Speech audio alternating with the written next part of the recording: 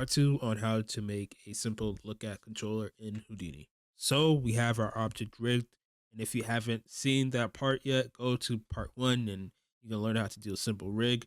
But now we're just going to make a point for it to follow. We're going to add an add node, which is just going to make a single point on there. I'm going to rename it lookat, and then also just put down a name node. Make sure that we put it on points instead of primitives, and we're going to name it lookat.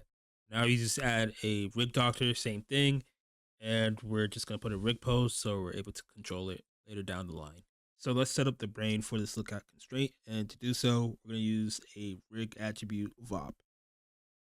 So we're going to need get to point transforms, which is going to be the first input on for the file. You then make sure you change the signature to name and just enter whatever you named the bone. And for the second one, you're going to do the same exact thing, but just make sure the file is on second input.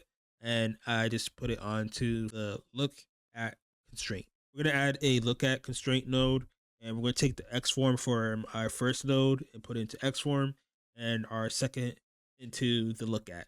Last node we're going to use is a set point transform, and we're just going to make sure we do our signature by name again and point name to your first input.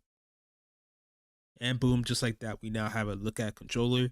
You apply any animation and it will just follow that one point.